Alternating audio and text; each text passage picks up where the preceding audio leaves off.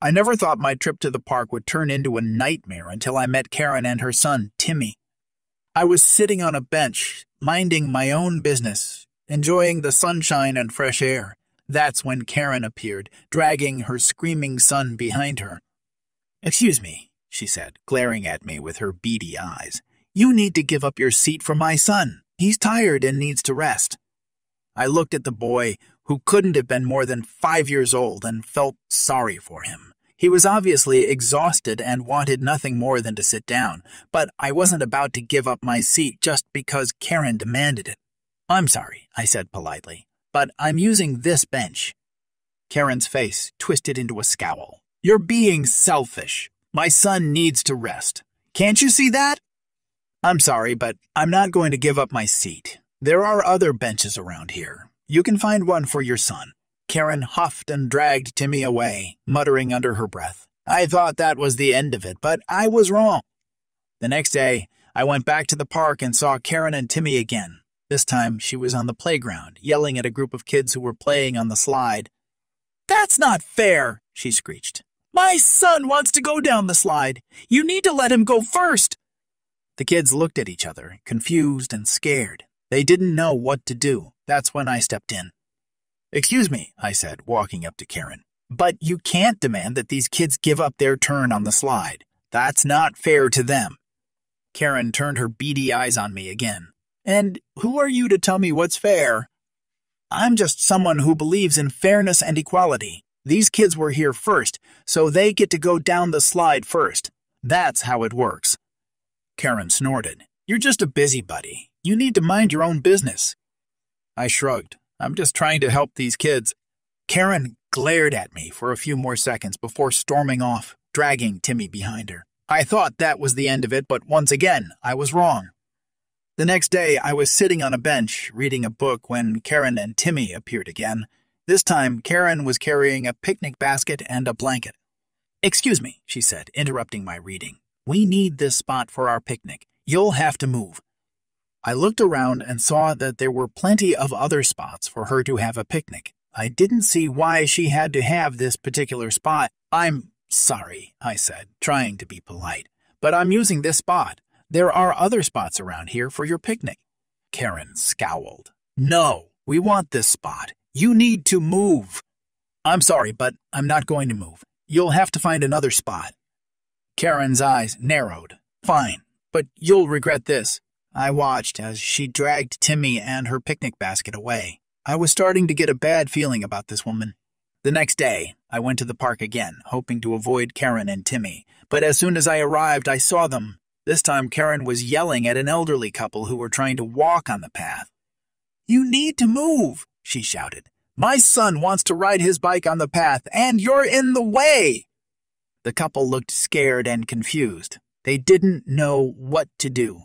That's when I stepped in again. "Excuse me," I said, walking up to Karen, "but you can't demand that these people move out of your way. They have just as much right to use the path as you do." Karen turned her beady eyes on me once again. "And who are you to tell me what to do?" "I'm just someone who believes in treating people with respect and kindness. These people are trying to enjoy the park, just like you are. Let's all try to get along." Karen snorted. "You're just a know-it-all. Mind your own business." I shrugged. "I'm just trying to help." Karen glared at me for a few more seconds before storming off, dragging Timmy behind her. But this time, she didn't leave me alone for long. Later that day, I was sitting on my front porch, enjoying the sunshine, when I heard a knock on my door. When I opened it, I saw Karen standing there, a smug expression on her face. "Hello," she said sweetly. "I just wanted to introduce myself. My name is Karen, and this is my son, Timmy." I didn't know what to say. I didn't want to be rude, but I also didn't want to invite her into my home. Hi," I said awkwardly. "Nice to meet you." Karen pushed her way past me and into my living room. "What a lovely home you have," she said, looking around. "I'm sure Timmy and I will enjoy spending time here." I was getting angry now. Who did this woman think she was, just barging into my home like this? "I'm sorry, Karen," I said firmly, "but I think it's time for you to leave. I don't appreciate you coming into my home uninvited." Karen laughed. "Oh, you're such a funny one. I'll leave when I'm ready. In the meantime, I think I'll just make myself comfortable."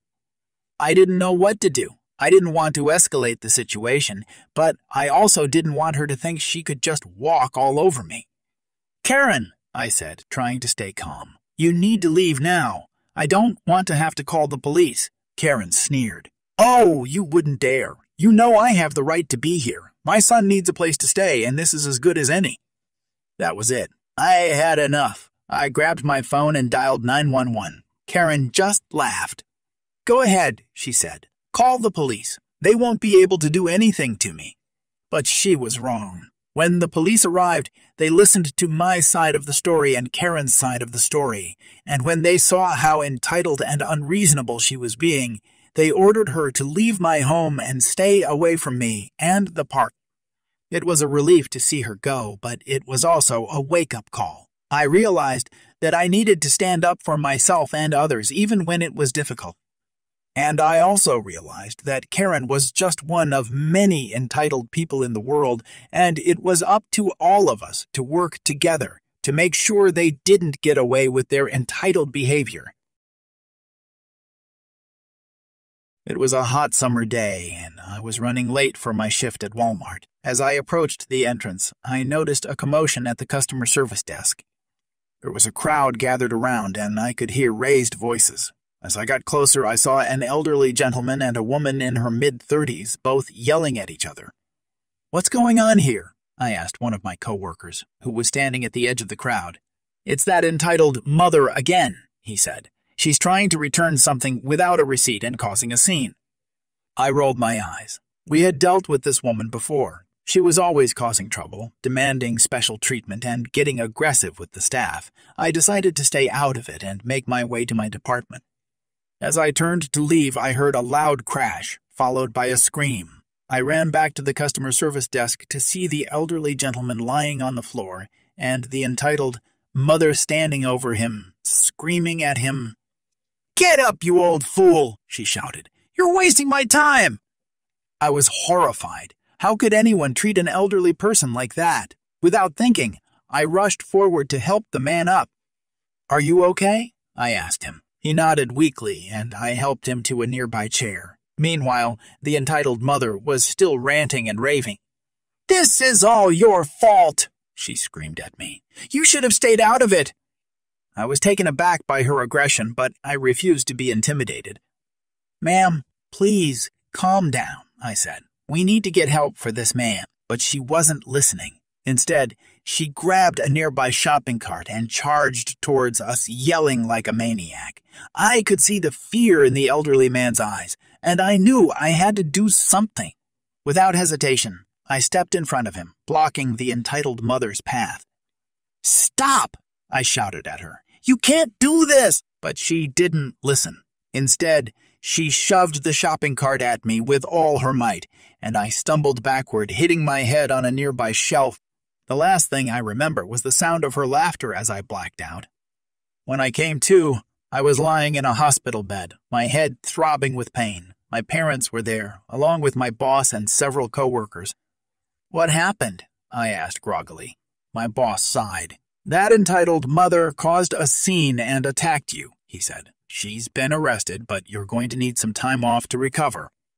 I was shocked. How could someone be so entitled and selfish? And why did she target me, a complete stranger? As I lay in bed, I couldn't help but think about the entitled mother and what led her to act this way. Was she always like this, or was there something else going on in her life that made her so angry and bitter? I never got the chance to find out. I decided to quit my job at Walmart and move on with my life, but I never forgot about that day and the impact it had on me. Years later, I heard through the grapevine that the entitled mother had been arrested again, this time for assaulting a police officer. It was sad to hear, but also a relief to know that justice had been served. This was about 2 years ago while I was living at my buddy's place. His place wasn't in the best part of town, so theft happens all the time, and for the large part, most of these crimes are met with a sucks to be you attitude from the police, who then create a report and forget anything happened entirely. Okay, so I woke up early on Thursday morning with a call from my roommate who was running to work at 5 a.m., and he explained the detached garage has been broken into. The thief broke in through the window and stole a bunch of stuff, with highlights being Milwaukee drills, motorcycle jackets, and the receiver and the sub from one of those surround sound systems in a box packages deals, but leaves the speakers around the rest of the place. Saying I was livid is an understatement. I work hard for my things and have no intention of replacing them, so some jerk can sell them for a very small profit. So for the next 4 days, my focus was entirely on this, and you'll see why shortly. So, I know the chances are slim that I will ever find my stuff, but hey, it can't hurt to look for it on the common online sales places. I used eBay searching local sellers only, and I put alerts on Craigslist, an extremely handy feature, and I told my roommate to keep an eye on Craigslist since he has a little time. So fast forward to Friday, my roommate calls me up and tells me he thinks he found our stuff on Craigslist. I pull up the ad and sure as heck, there it is. This beautiful, not too bright gentleman had taken all the stuff he took from us and put it into a single ad in the barter section of Craigslist. He even added the model numbers, not serial numbers, making things very easy to identify. The giveaway was this cheap surround sound system, for which he only had the receiver and the sub, and after a quick search reveals this particular system is only sold as a package. You can't buy the single components, so this was definitely our stuff. I called the police thinking case closed, but guess what? They don't care that I found this stuff on Craigslist, and after about 20 minutes of complaining on the phone with non-emergency.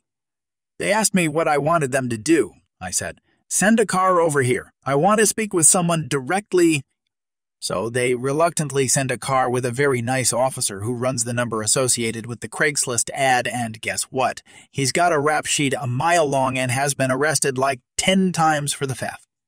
With the break in the case, I think I'm home free. But nope, the cop can't do anything. The investigator needs to take care of this, the officer says, and leaves. So I call the investigator, who doesn't work on Fridays. I ask who I can speak with, so they send me up to the investigator's team line, to which no one answers at all. I try again on Saturday and learn that investigators don't work weekends at all, and I'd have to wait until Monday before I can talk to my investigator. Good thing crime doesn't happen on weekends, otherwise cops would be in trouble. So I call on Monday, and the sergeant is apparently out for being sick. It was at that point I was done trying to call them. I drove to the police station and demanded to speak with an investigator. I mentioned to this new investigator the situation and the name of the guy who was in the Craigslist ad, and the cop knows him very well and has arrested him on a couple occasions. The cop is confident the police can now help me since I've already done all the work here. Finally, the cops tell me to make a meeting with this guy and let him know when and where.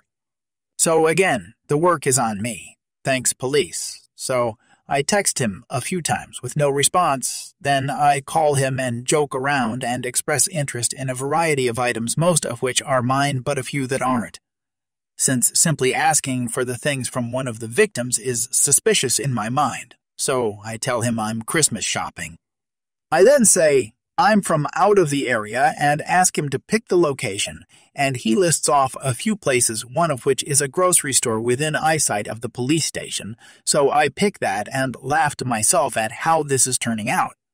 I call the cops to let them know the deal is on and when and where it is. They say they'll be in an unmarked car and that I should take my wallet out as a sign to swoop in to make the arrest. So I pulled into the parking lot. I see no cops and I stop and wait. I was about to think the guy was a no-show when he finally showed up 10 minutes late. My heart is pounding at this point.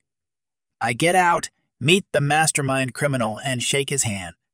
He proceeds to pull out my stereo, then my drills and a few other odds and ends, and before I can get my wallet out, a gold Taurus car speeds in and out, pops 3 cops with guns drawn, and they cuff the guy. When this happened, I just turned around and walked away for a second while they put him in the car. The lead cop asks me if this is my stuff, and I say yes, it matches with the previously provided, very detailed description I gave the police. All the while the guy in cuffs is yelling that that's his stuff. Finally, the cops get the warrant for his apartment and find the rest of all of our stuff and a few other people's things, and I have all my stuff back by Wednesday the following week. He received 1.5 years in a state penitentiary for his efforts. I kind of fixate sometimes, and he got unlucky by stealing from someone who didn't just claim renter's insurance. Advice: record the serial numbers on everything you own. Cell phone, computer, TV, router, stereo, etc. If you can give that to the police, you have a stronger chance to get your stuff back. Pawn shops need to report all serial numbers that come through.